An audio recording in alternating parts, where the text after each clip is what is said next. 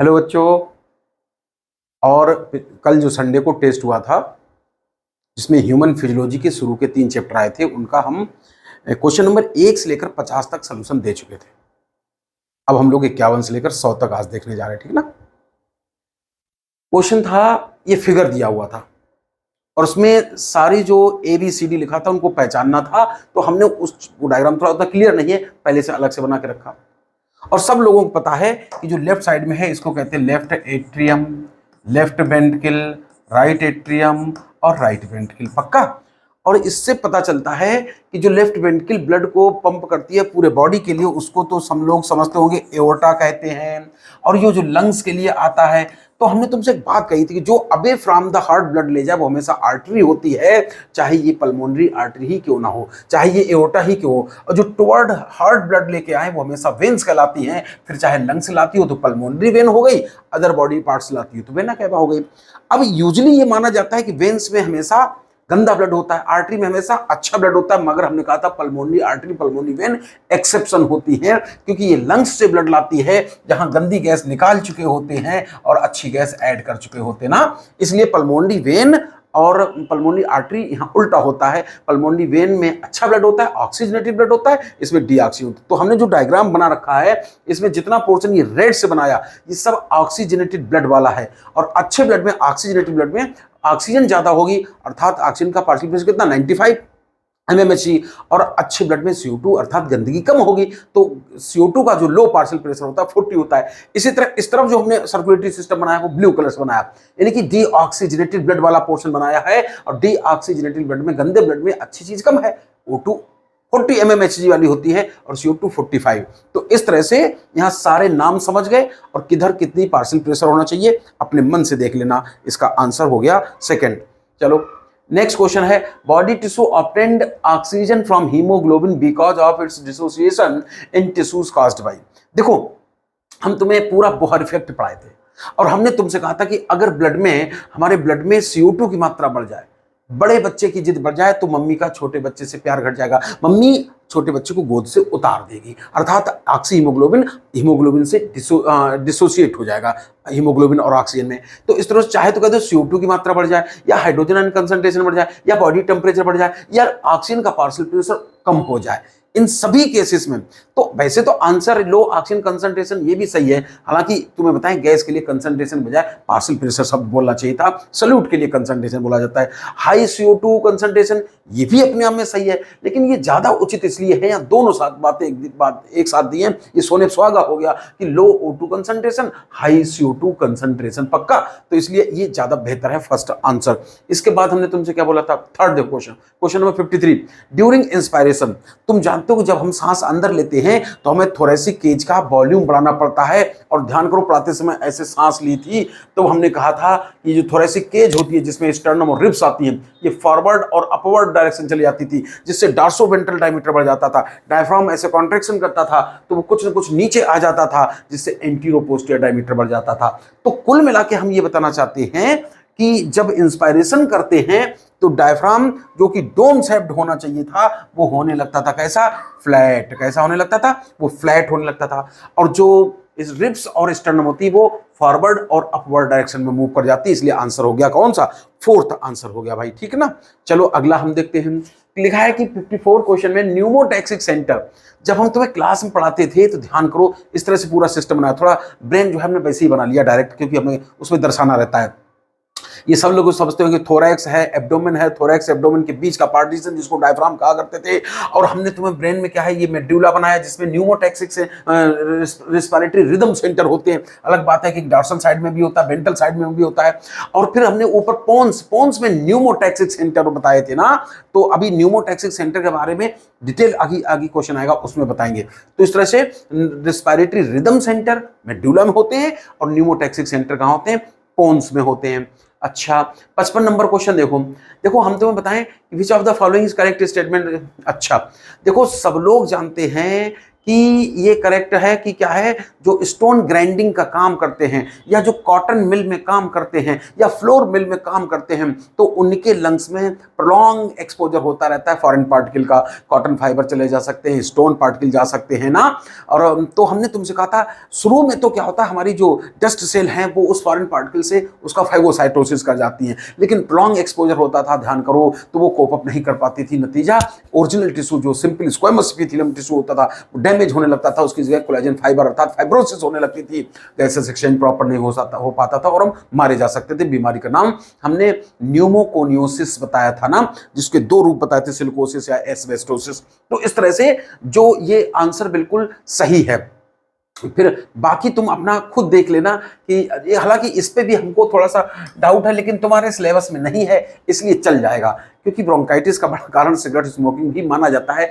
चूंकि लफड़ा ये है कि तुम्हारे यहाँ पेपर प्योर एनसीईआरटी बेस्ड बनता है और उसमें inflammation of bronchi bronchioles asthma में लिखा है, इसलिए एम्फाइसीमा पर ये लागू नहीं हो रहा है। ठीक है ना, चलो कोई बात नहीं, आगे देखते हैं। फिर क्या है 56 नंबर क्वेश्चन कि विच of the following is not true, इनमें से कौन सी बात सही नहीं है।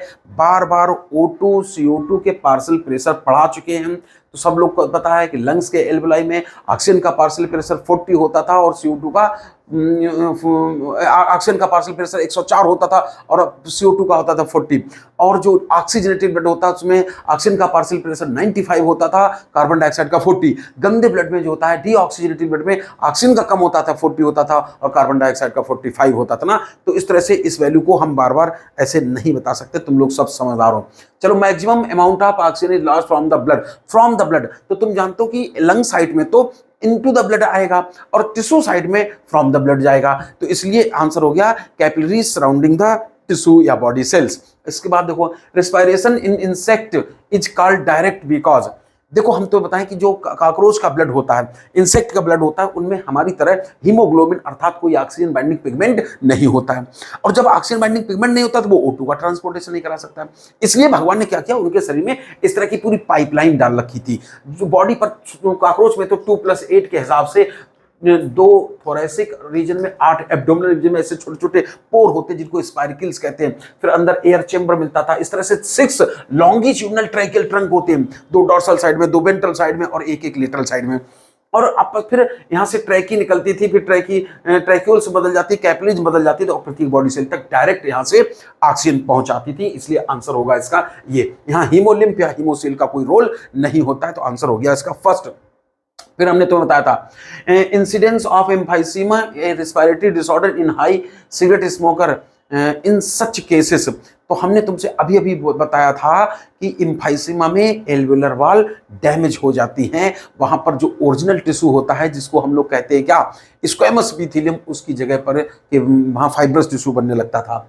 तो इसके बाद हमने तो बताया क्वेश्चन नंबर 60, क्वेश्चन नंबर 60, एक मिनट बच्चा, हम बस तुरंत आ रहे हैं क्वेश्चन नंबर 60 में। हाँ देखते भाई क्या लिखा, which of the following statement are true और फॉल्स। तो देखो पहला ट्रू है, blood transport CO2 approximately comparatively easily because of its high solubility. हाँ, तुम जानते थे कि जो CO2 होती थी वो पानी में मोर वाटर सॉल्युबल है, 20 से 25 गुना ज्यादा घुलनशील है ऑक्सीजन की तुलना में, ये बात सही थी। फिर दूसरा क्या लिखा है, approximately 8.9% of CO2 is transported. नहीं, तुम जानते हो कि 70% CO2 बाइकार्बोनेट के रूप में है, 7% डिजॉल्व्ड स्टेट में, 20 से 25% एवरेज बात करें 23% कार्बामिनो हीमोग्लोबिन के रूप में होती थी, इसलिए ये भी कहानी हो गई खराब। फिर अगला जो फॉल्स है, oxy haemoglobin in erythrocyte is basic. नहीं, अब नहीं पढ़ाया जाता, पहले बोहर इफेक्ट के साथ साथ एक हेल्डन इफेक्ट भी पढ़ाया जाता था, उसमें बताया जाता था कि ऑक्सी हीमोग्लोबिन जो होता है एसिडिक बिहेवियर दर्शाता है, ठीक है ना। और ये बिल्कुल सही है, chloride ion diffuse from plasma into the erythrocyte to maintain ionic balance. ध्यान करो, जब हम क्लोराइड शिफ्ट या हैम्बर्गर्स फिनोमेना पढ़ाते थे, तो जब आरबीसी के अंदर CO2 जाती थी, पानी से रिएक्ट करती थी कार्बोनिक एनहाइड्रेज के चक्कर में, जिससे बन जाता था H2CO3 जो कि C8 हो जाता था, हाइड्रोजन आयन बाइकार्बोनेट आयन में, बाइकार्बोनेट बाहर निकलते थे। और हम ये कहा करते थे जितने नेगेटिव आयन बाहर आए, प्लाज्मा मेम्ब्रेन के, आरबीसी की मेम्ब्रेन के अंदर बाहर इलेक्ट्रोस्टैटिक इक्विलिब्रियम ना डिस्टर्ब हो जाए, इसलिए उतने ही क्लोराइड आयन अर्थात उतने ही माइनस आयन अंदर चले जाते थे। तो क्लोराइड आयन, क्लोराइड शिफ्ट या हैम्बर्गर्स फिनोमेना आयनिक बैलेंस के लिए होता है। इससे पहले क्वेश्चन था उसमें कुछ और दिया था, वो उतना उचित आंसर नहीं था, ये ज्यादा ठीक था। तो आंसर हो गया, तुम समझ गए, फर्स्ट वाला। आगे पढ़ते हैं।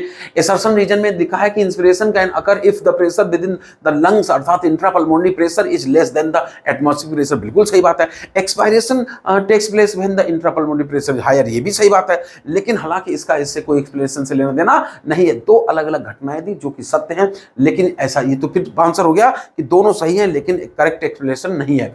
Blood group ABO blood group in human are controlled by gene I, it has 3 allele IA, IB और IO कह दो या I0 कह दो। ये हम तुम्हें जब ह्यूमन जेनेटिक्स पढ़ाएंगे मल्टीपल एलिज्म के और उधर नहीं कोडोमिनेंस वहां बताएंगे। Since there are 3 different alleles तो 6 डिफरेंट जीनोटाइप्स आर पॉसिबल। कोई बात नहीं, तो अच्छी बात है कि तब हम जब पढ़ाएंगे तो हम तुम्हें एक फार्मूला बताएंगे कि कैसे निकालते हैं number of genotypes, n/2 n2 n+1 करके पढ़ाएंगे।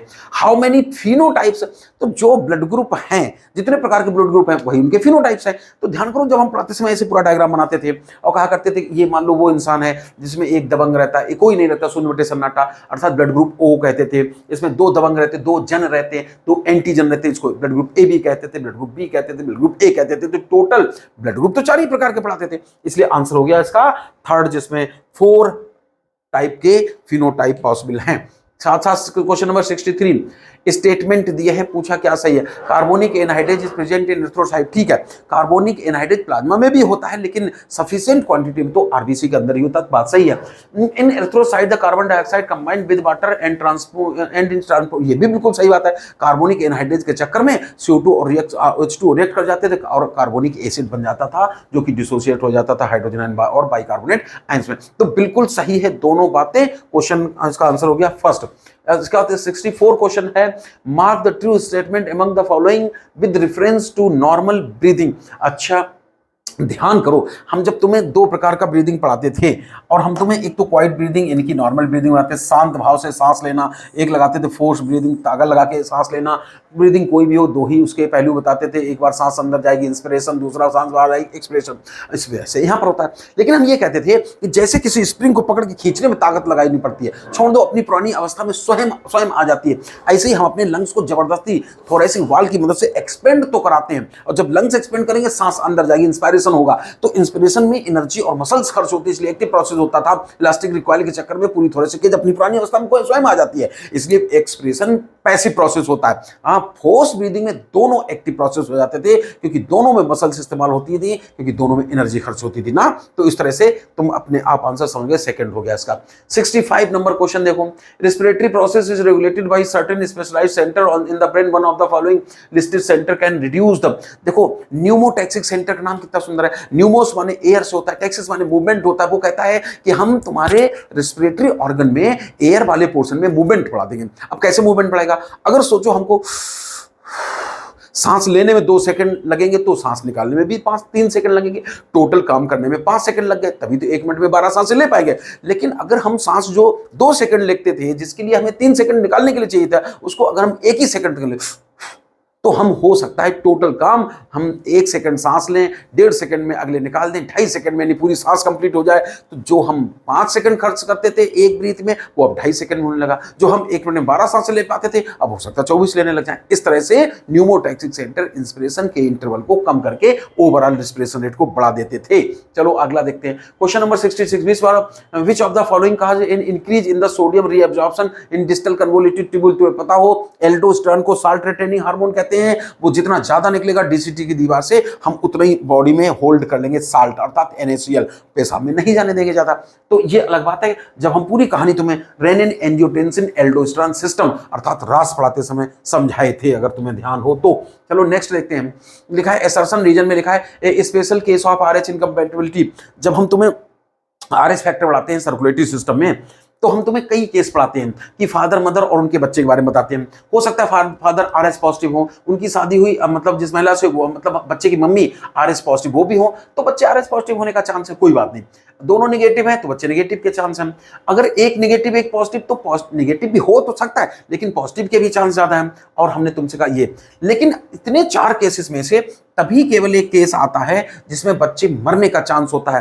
फर्स्ट चाइल्ड के बाद जो नेक्स्ट प्रेगनेंसी होती हैं उनमें जो डिलीवरी होती है उनमें बच्चे बॉर्न होने से पहले मर जाते हैं। तो हमने अब इसको इतनी जल्दी नहीं समझा सकते हैं, तो तभी होता है जब फादर पॉजिटिव और मम्मी नेगेटिव हो। वैसे भी हमने कहा था कि माँ के दिया हुआ करेक्टर बच्चे का, माँ का दिया हुआ करेक्टर बच्चे का जान नहीं लेता है, तो बाप का भी जान ले भी सकता है, ऐसा शेर के केस में हमने देखा है। तो ध्यान करो, पापा द्वारा दिया गया RH करेक्टर तुम्हें प्राण ले सकता है, मम्मी ने RH करेक्टर दिया है, RH पॉजिटिव बनाया है, तो वो प्राण नहीं ले सकता है। पूरी मैकेनिज्म तो हम अभी नहीं समझा सकते, टाइम लग जाता है, ठीक है ना। चलो ठीक है, कहानी क्वेश्चन नंबर 68 है, lungs are made of air filled sacs the alveoli, they do not collapse even after forceful expiration because of. देखो ये थोड़ा सा जो ऑप्शन है बहुत मजेदार नहीं है। लंग्स पूरी तरह कोलैप्स तो इसलिए नहीं होते हैं, जैसा कि एक क्वेश्चन हम लोग पहले देख चुके, जो हमारी थोरेसिक केज और लंग्स के बीच जो इंट्रा प्लूरल स्पेस है, इंटरप्लूरल दो प्लूरा के बीच का जो स्पेस है, समझ ना, जो तो हमने कहा था प्लूरल कैविटी है, एक्चुअली वहां पर नेगेटिव प्रेशर होता है ना। तो एक्चुअली लंग्स कोलैप्स तो उसकी वजह से नहीं करते, लेकिन चूंकि और इसलिए जब लंग्स कोलैप्स नहीं करते हैं तो 1200 ml के आसपास एयर हमेशा भरी रह जाती है, जिसको हम लोग रेजिडुअल वॉल्यूम कहते थे। उस तरह का ऑप्शन है नहीं, तो तुम्हें मजबूरन रेजिडुअल ऑप्शन ही वॉल्यूम वाला ऑप्शन लगाना पड़ेगा। 69 नंबर क्वेश्चन है, bulk of carbon dioxide release from the body tissue into the blood is present as. तो सब कुछ सबको पता है कि 70% बाइकार्बोनेट के रूप में और 7% डिजॉल्व स्टेट में, और 20 से 25% एवरेज बात करें तो 23% कार्बामिनो हीमोग्लोबिन के रूप में ट्रांसपोर्ट होती थी। इसलिए आंसर सबको पता हो गया, फर्स्ट हो गया। क्वेश्चन नंबर 70, तुमने सुना होगा कि गिवन 4 स्टेटमेंट दिए, कौन सी बात इनमें सही है वो पूछी गई ना। तो तुम जानते हो कि आर्टरी हम पढ़ाते थे, गैस सिलेंडर में लगने वाले पाइप जैसा होता है, उसकी दीवार भी मोटी होती है, दबाव तो दबता नहीं, अर्थात ज्यादा रिजिड दीवार होती है। तो आर्टरीज होती है, उनकी आर्टरीज दीवार ठीक होती है और इसलिए ल्यूमेन नैरो होती है, ये बात सही है। Angina is acute chest pain, यहां तक तो बात सही है। When the blood circulation to the brain is reduced, नहीं ब्रेन नहीं, हार्ट में जब ब्लड सप्लाई कम हो जाती थी, खासतौर से ऑक्सीजन सप्लाई कम हो जाती थी, तो एक्यूट चेस्ट पेन होता था। Person with blood group AB can donate blood to, नहीं नहीं भाई, AB ब्लड ग्रुप वाला तो यूनिवर्सल रिसिपिएंट है, वो होता था यूनिवर्सल डोनर, इसलिए ये गलत हो गया।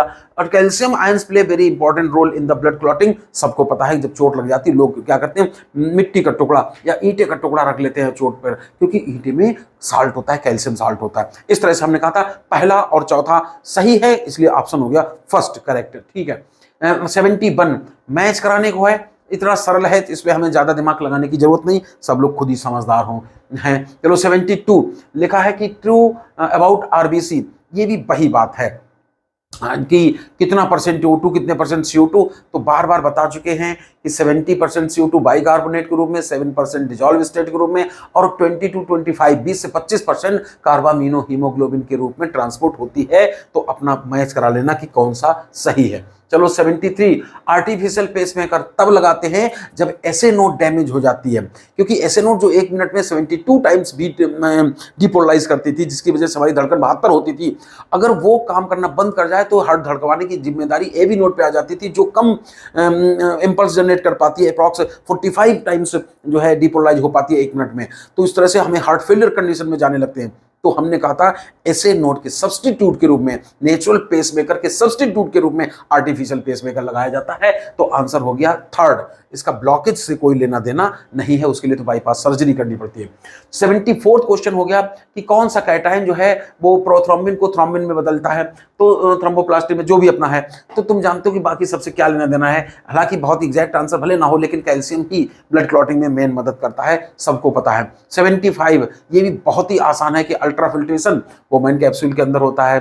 कंसंट्रेशन ऑफ यूरिन, तुम जानते हो कि जिनका हेनले लूप जितना लॉन्गर होता था, यूरिन उतना कंसंट्रेट बनाते थे ना, तो हम तुमसे पूछे थे मैदानी इलाके के मैमल्स के ज्यादा लॉन्गर होंगे या जैसे कैमल है अर्थात रेगिस्तान के इलाके के। ट्रांसपोर्ट ऑफ यूरिन, किडनी से यूरिनरी ब्लडर तक पेशाब कौन लाता था, यूरेटर लाते थे, और यूरिनरी ब्लडर इसका मुख्य काम होता था स्टोरेज, इसलिए आंसर हो गया फर्स्ट।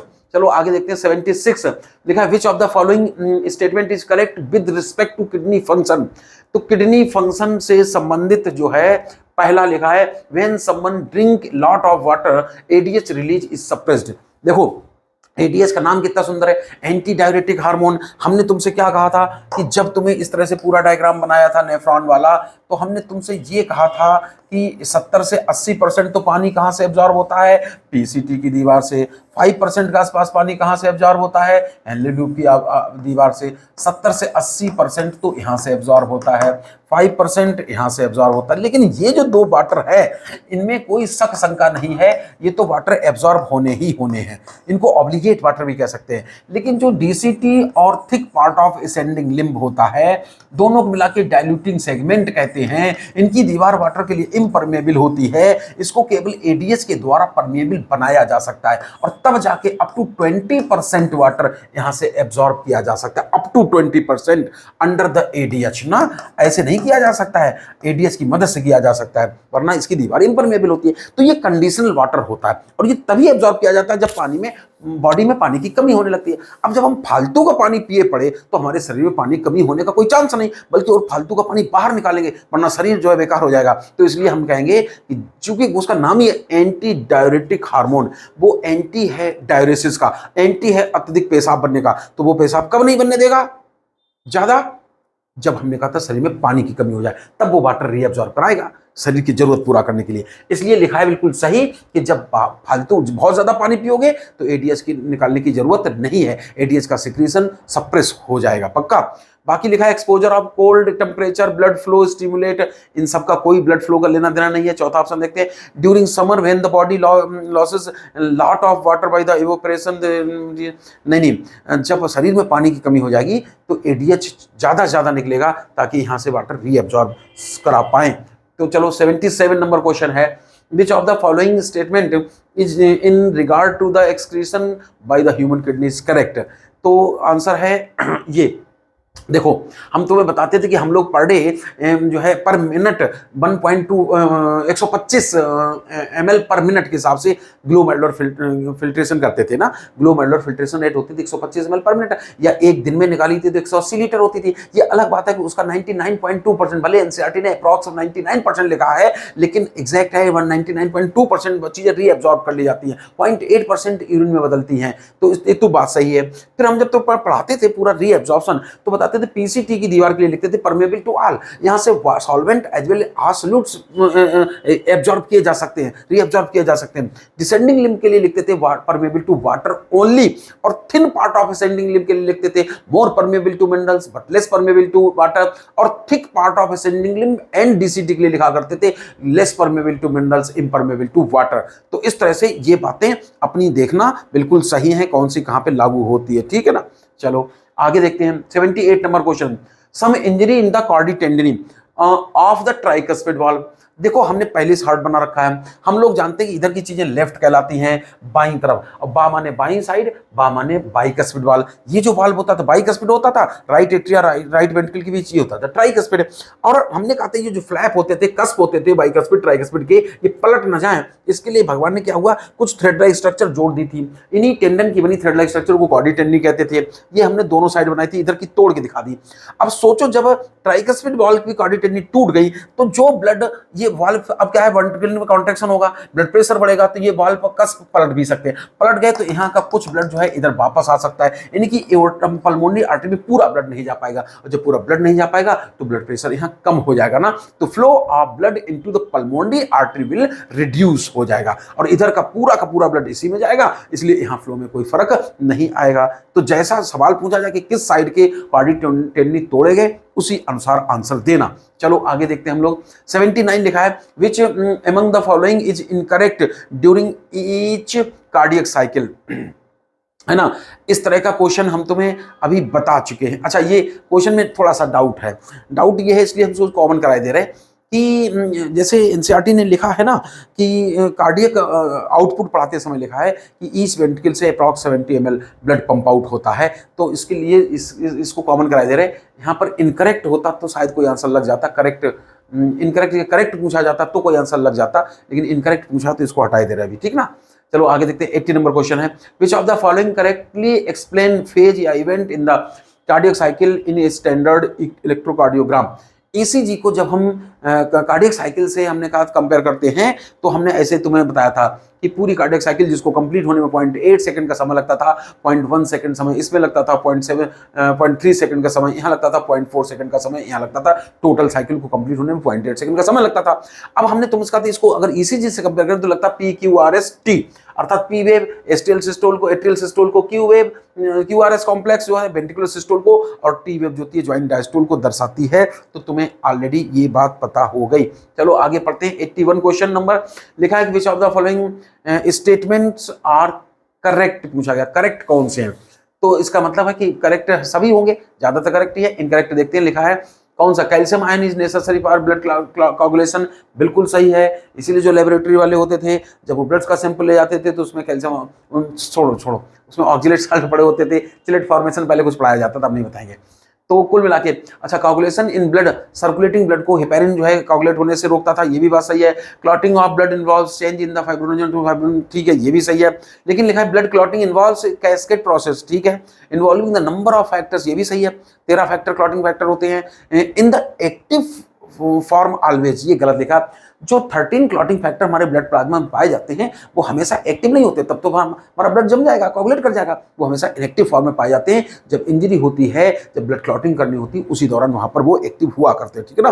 तो समझ गए। 82 नंबर क्वेश्चन पूछा है कि इनकरेक्ट पूछा, इनमें से कौन सा है। तो तुम जानते हो कि ब्लड ग्रुप डिसाइड करने के लिए आरबीसी की मेम्ब्रेन पर जो एंटीजन होते हैं उसी के आधार पर बोला जाता है। हमने एक छोटा सा कुछ मिनट का वीडियो भी एक बार ब्लड ग्रुप पे बनाया था, देख लेना, बहुत ही सुंदर बनाया था। तो हम तुमसे कहना चाहते हैं कि ब्लड ग्रुप डिसाइड करने में एंटीबॉडी का रोल नहीं होता है, ब्लड ग्रुप डिसाइड करने में किसका रोल होता है, एंटीजन का होता है, जो कि पाए जाते हैं आरबीसी की मेम्ब्रेन पर। चलो आगे देखते हैं। कॉलम्स ऑफ बर्टनी, देखो जब हम किडनी पढ़ाते हैं ऐसा डायग्राम बनाते थे, बाहर वाला कॉर्टेक्स अंदर वाला मेडुला कहलाता था, और कॉर्टेक्स कॉर्टिकल टिश्यू होता है जो मेडुला में धस जाता है और जिससे फिंगर लाइक प्रोसेस बन जाती है, कहते हैं कॉलम्स ऑफ बर्टनी। तो कॉर्टेक्स इनटू द मेडुला वाली बात बिल्कुल सही है। चलो आगे देखते हैं। 84 number question, juxtaglomerular apparatus is formed by cellular modification in the, देखो जक्स्टाग्लोमेरुलर apparatus, ध्यान हो जितनी हमारे अंदर दो प्रकार की किडनी में नेफ्रॉन्स पढ़ाई थी, कार्टिकल नेफ्रॉन और जक्स्टामेडुलरी नेफ्रॉन्स। जक्स्टामेडुलरी नेफ्रॉन का जो डीसीटी वाला पार्ट था वो हमने कहा था बोवेन कैप्सूल से गुजरता है, और जब बोवेन कैप्सूल से गुजरता है तो वहां पर अफरेंट आर्ट्रियोल, इफरेंट आर्ट्रियोल और डीसीटी की दीवार कहीं ना कहीं आपस में रगड़ती रहती है, जिससे उनकी दीवार में मॉडिफिकेशन हो जाता है। इसी डायग्राम का सिंपल रूप ये बनवाया, इसको मान लो तुम डीसीटी मान लो, और इसका देखो गौर से, जो पोर्शन एक दूसरे के संपर्क में आता है वहां पर जो सेल्स हमने बनाई है कुछ ज्यादा ही पास पास बनाई है, ज्यादा ही कॉम्पैक्टली अरेंज बनाई है। डीसीटी की दीवार में ये जो कॉम्पैक्टली अरेंज्ड सेल्स हैं इनके मास को मैकुला डेंसा कहा जाता है।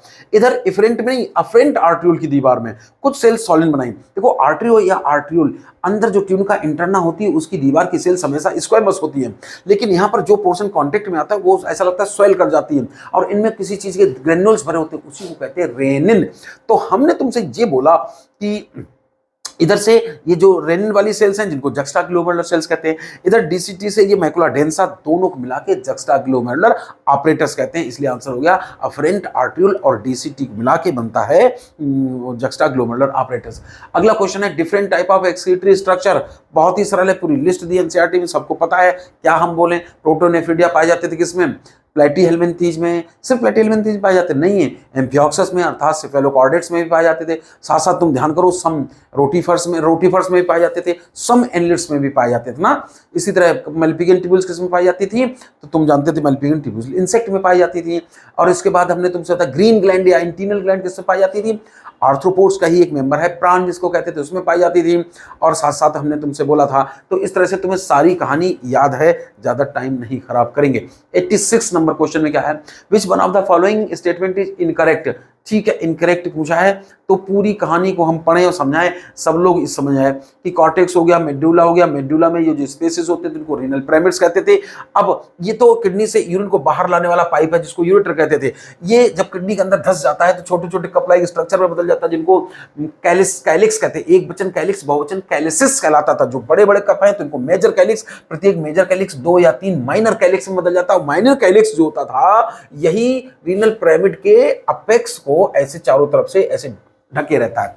तो इस तरह से बिल्कुल सही है आंसर, आंसर ज्यादातर देखो देखा, medullary zone of kidney is divided into few conical masses called renal medullary pyramids projecting into the calyces. बिल्कुल सही है पहला।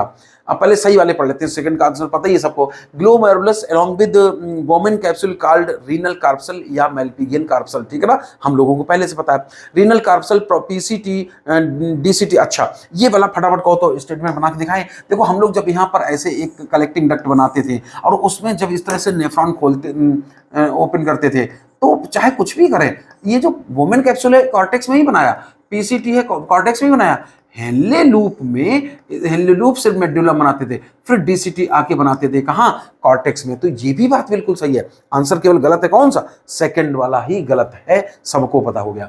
ECG depict the depolarisation and repolarisation. चलो एनसीईआरटी ऐसा है, PQRST अभी जो हमने डायग्राम बनाया था, हम उसमें कहते हैं टी वेव ज्वाइंटेड डायस्टोल को दर्शाती है, अर्थात दोनों के रिलैक्सेशन को दर्शाती है। एनसीईआरटी मेनली वेंट्रिकल के फोकस पे मानती है, इसलिए कह सकते हो कि एट्रिया के रिपोलराइजेशन को नहीं दर्शाती है, ऐसा मान सकते हो। चलो अच्छा 88 क्वेश्चन नंबर देखते हैं। 88 में बहुत नाटक है, हम इसको नहीं एक्सप्लेन करेंगे, अपना खुद करते रहना, टाइम बहुत लग जाएगा। 89 नंबर क्वेश्चन क्या है, प्रोटीन कंट्रीब्यूट्स 6 to 8%। जब हम लोग ब्लड प्लाज्मा पढ़े थे तो हम तुमसे कहा था कि प्लाज्मा में क्या 92% तक वाटर होता है, 6 to 8% प्रोटीन होती हैं, और हम ध्यान करो 0.19% मिनरल्स होता था, और सम जो है वो न्यूट्रिएंट मॉलिक्यूल भी होते थे, वेस्ट प्रोडक्ट होते थे, डिजॉल्व गैसेज होती थी, और तमाम डिफेंसिव कंपाउंड होते थे, क्लॉटिंग फैक्टर्स होते थे। तो इस तरह से हम लोग पूरा ब्लड प्लाज्मा का कंपोजिशन पढ़ा करते थे। तो इसी पर आधारित ही क्वेश्चन है, तो सब लोग अपना समझ जाएंगे कि हाँ पहला पॉइंट सही है कि 6 to 8% ब्लड प्रोटीन्स हो गई, और very high amount of minerals नहीं होती है, 0.9%, 1% से भी कम मिनरल्स होते हैं ब्लड में। और हमने कहा था प्लाज्मा विदाउट क्लॉटिंग फैक्टर को सीरम कहते हैं, बिल्कुल सही बात है। जितने न्यूट्रिएंट मॉलिक्यूल होते हैं जैसे ग्लूकोज, अमीनो एसिड, लिपिड्स, सब चलायमान अवस्था में रहते हैं, एक तरफ से इंटेस्टाइन से आते रहते हैं, दूसरी तरफ सेल में खर्च होते रहते हैं, ट्रांजिट फॉर्म में पाए जाते हैं। तो बाकी बातें सही हैं, सिर्फ ये वाला गलत है कि प्लाज्मा में मिनरल्स ज्यादा नहीं होते, मात्र 1% से भी कम होते हैं। The person with blood group AB is considered as universal recipient because he has both A and B antigen on RBC but no antibodies in the plasma। देखो एक बात होता है, कहा तो वैसे ये जाता है कि जब ब्लड ट्रांसफ्यूजन कराया जाए तो एंटीजन एंटीबॉडी रिसिपिएंट और डोनर के आपस में मैच नहीं करना चाहिए, लेकिन सच्चाई ये नहीं है। चार की चारों चीजें, भाई हमारे अंदर एंटीजन एंटीबॉडी भी है, तुम्हारे अंदर भी एंटीजन एंटीबॉडी है, तो चारों कंपोनेंट, तुम्हारे दोनों कंपोनेंट मेरे दोनों कंपोनेंट नहीं मिलाए जाते। हम कहते हैं हमेशा कि any foreign body is called antigen, any foreign body. तो जो तुम्हारे ब्लड है, जो डोनर का ब्लड है, उसका हम ध्यान देंगे एंटीजन, और रेसिपिएंट का ध्यान दिया जाता है एंटीबॉडी। तो माना इस क्वेश्चन में लिखा साथ में है, चल तो जाएगा, कोई दिक्कत नहीं, गलत नहीं है, लेकिन मेनली हम डिसीजन एंटीबॉडी के दम पे लेते हैं कि रेसिपिएंट के एंटीबॉडी, डोनर के एंटीजन आपस में मैच नहीं करने चाहिए, ठीक है ना। चलो ये बात सही हो गई। 91 नंबर क्वेश्चन है कि इनमें से कौन सा रॉन्ग है। लिम्फ इज ए कलरलेस होता है, क्योंकि लिम्फ कहलाता था ब्लड माइनस आरबीसी, इसलिए कलरलेस होता है, ना कि कलरफुल होता है। तो पहला आंसर गलत है, बाकी सारी बातें सही है, हमको सबको पहले से पता है। 92 क्वेश्चन है, which of the following causes the increase in sodium reabsorption. अरे भाई तुम अभी अभी कहा था साल्ट रिटेनिंग हार्मोन कहते हैं रास को, जब पढ़ाते हैं रेनिन एंजियोटेंसिन एल्डोस्टेरोन सिस्टम जब पढ़ाया था जक्स्ट्रा ग्लोमेरुलर ऑपरेटर्स वाले दिन, तो ध्यान करो उस दिन हमने एल्डोस्टेरोन की बात कही थी। और एल्डोस्टेरोन साल्ट रिटेनिंग हार्मोन कहता है, वो जितना ज्यादा निकलेगा वो यूरिन में साल्ट नहीं जाने देगा, सब ब्लड में वापस ले लेगा, रिटेन कर लेगा बॉडी में ना। तो इस तरह से इंक्रीज इन एल्डोस्टेरोन लेवल जो है वो है। 93 नंबर question, due to increasing airborne allergen and pollutants many people in urban areas are suffering from respiratory disorder causing wheezing. देखो वीजिंग लिख दिया इसलिए तो तुम वैसे ही समझ जाओगे, हमने कहा था कि गले से साए साए की आवाज आती है, किसके, अस्थमा के मरीज के। अस्थमा किसको कहते थे, allergic attack of breathlessness, allergy की वजह से अचानक सांस नहीं मिलती थी। तो इस तरह से चाहे एलर्जन से भी तुम पकड़ सकते थे, और यहाँ वीजिंग तो बिल्कुल समझ में आता है। तो ये हो गया, inflammation of bronchi and bronchioles की वजह से अस्थमा होता था, और फाइब्रोसिस हो जाती थी एल्वेलाई में, तो उसको एम्फाइजीमा कहते थे।